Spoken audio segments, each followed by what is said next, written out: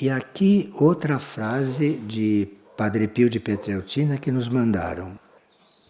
Lembre-se que não é o sentimento que constitui a culpa, mas é consentir nesse sentimento. Isto é, nós estamos nos observando, né? Estamos aprendendo a formar a consciência do espectador, temos tido instruções de que temos que nos colocar fora de nós e nos observarmos para vermos o que estamos fazendo, o que estamos dizendo, que gestos estamos fazendo, consciência do observador. Então, você se vai desenvolvendo a consciência do observador sobre você mesmo, não é? Você vai encontrar muitos sentimentos retrógrados, não vai? Você olha uma pessoa e logo tem um conceito retrógrado sobre ela. Isso chama-se sentimentos retrógrados. Quando chega um sentimento retrógrado, esse é um que chega a todo momento. Cada pessoa que você vê, você pensa uma coisa, e que não é aquela pessoa. Porque nós não conhecemos ninguém, não conhecemos nem nós mesmos. O que podemos pensar sobre uma pessoa que aparece? Só coisa irreal, coisa que não é. Então, surge esse sentimento. E você não deve se sentir culpado por isso, segundo o Padre Pio. Porque ele conhecia muito a natureza humana, ele confessava milhares de pessoas, então ele conhecia a natureza humana assim como nós conhecemos as nossas dúvidas. Então ele conhecia muito bem a natureza humana. E ele dizia, não é o seu sentimento que constitui a sua culpa, porque o sentimento vem. Os nossos corpos, quando são feitos no plano físico, no útero da nossa mãe. O corpo astral vai sendo formado no plano astral, o corpo mental no plano mental. Então, na formação desses corpos, vem uma série de coisas que não tem nada a ver conosco. Então, você encarna hoje, você traz um corpo astral, que foi feito, claro, no plano astral, pelos elementos que a sua alma conseguiu reunir. Então, no seu corpo astral entram vários sentimentos que não são seus. Por isso é que nós não temos que lidar com o plano astral. Temos que lidar com o plano espiritual e deixar o astral que tem a evolução dele. Lembre-se de que não é o sentimento que constitui a culpa. Você pode ter um sentimento que você herdou. Você não está na lei da hereditariedade? Nós não estamos nesta lei ainda? Não vamos mais estar na nova terra, mas por enquanto estamos todos na lei da hereditariedade. Então, de repente, nós temos alguns sentimentos que nós herdamos. Ou que o nosso corpo astral atraiu na hora da formação dele, atraiu e você tem aquele sentimento.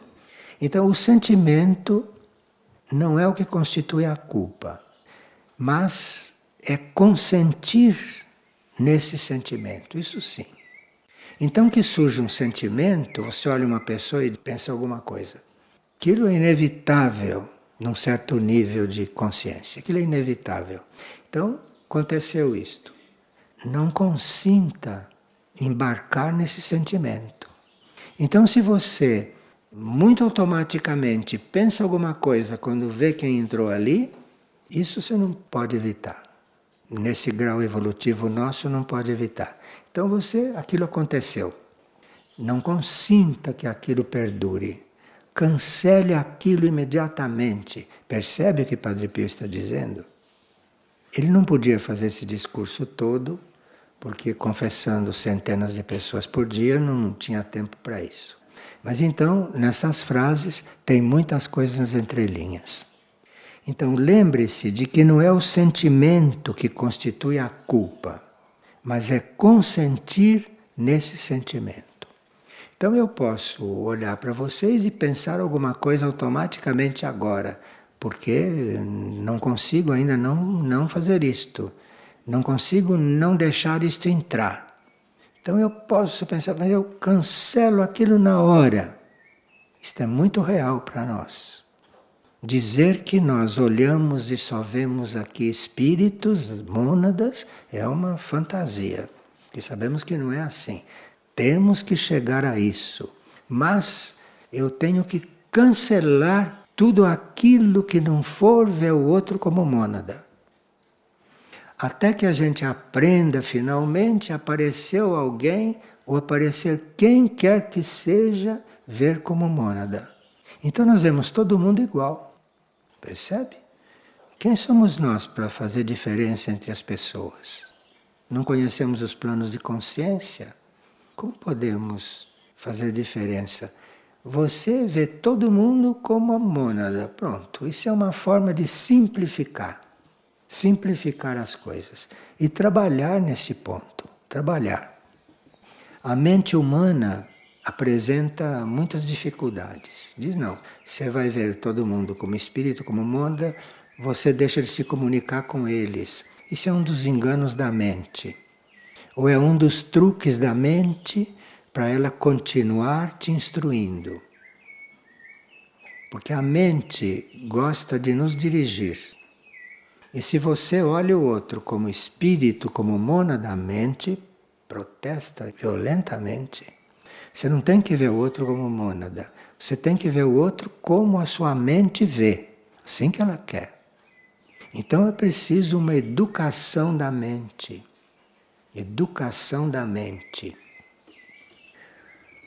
Quando a mãe do Ashram de Sri Aurobindo escreveu um livro chamado Educação, porque a mãe tem um livro chamado Educação. Aí ela fala da educação do físico, fala da educação do etérico astral, fala da educação mental. Muito importante aquilo. Claro que esse livro não é adotado em escola alguma, porque nas escolas adotam outras coisas. Mas o livro sobre educação colocaria tudo no lugar, para aqueles que principiam, para aqueles que querem saber o que é educação. Então ali você ia ver que você não é o seu sentimento, na maior parte das vezes. Mas já que aquele sentimento está fazendo parte do seu mundo, então você tem que educar aquele sentimento. Então você olha assim, acha que esta pessoa é alguma coisa. Tire isto e você tem que se educar naquele campo. Tem que se educar nesse particular. Que você viu no outro, você tem que se educar nisso. Porque senão você não podia ver no outro, se você não tivesse isso em si. Então você pensa que está vendo no outro. Você está se vendo projetado no outro.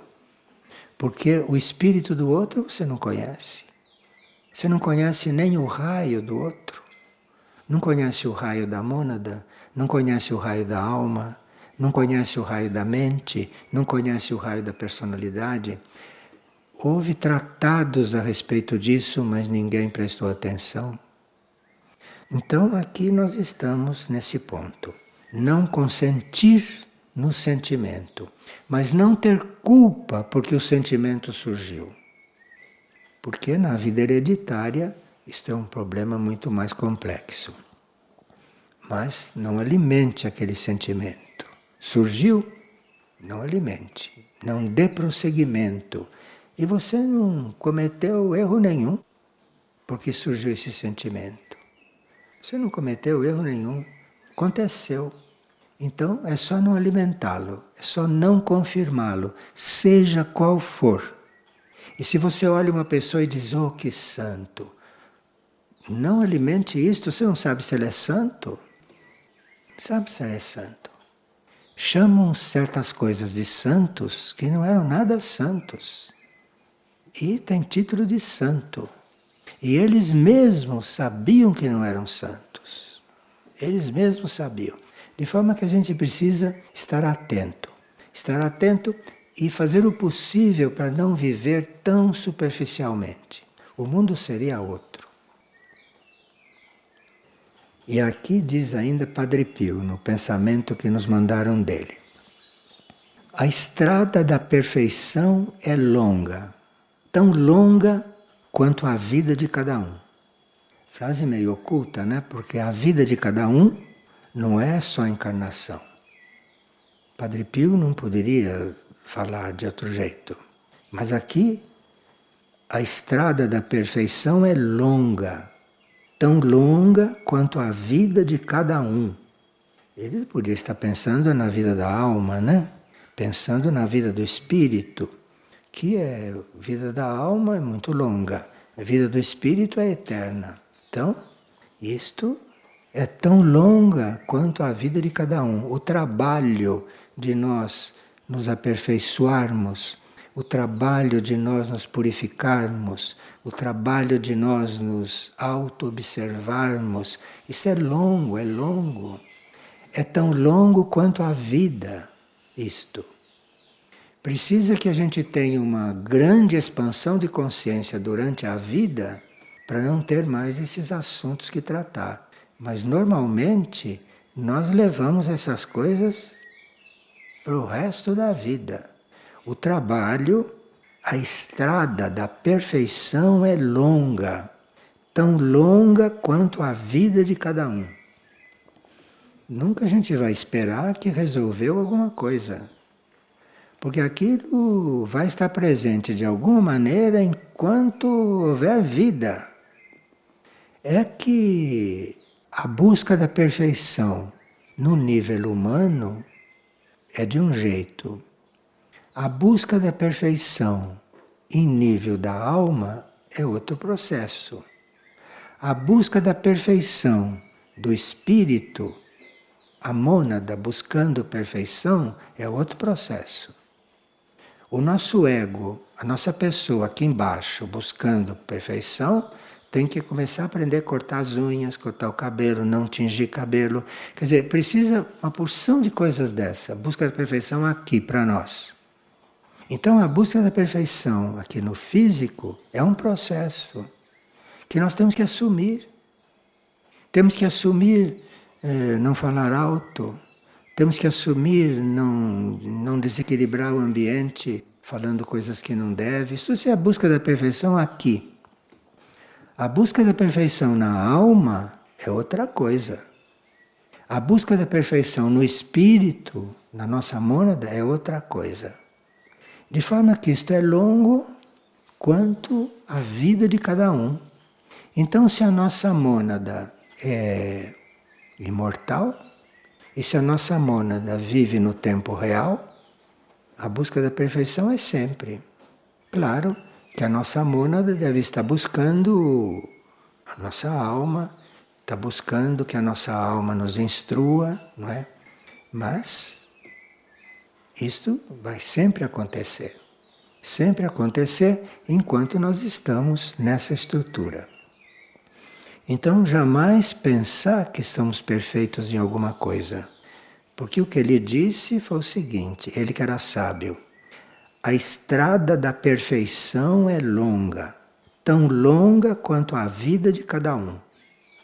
Se você acha que a sua vida vai acabar quando você desencarnar, se prepare para você se aperfeiçoar até lá. Se você já sabe que sua vida é eterna, se prepare para eternamente estar se aperfeiçoando.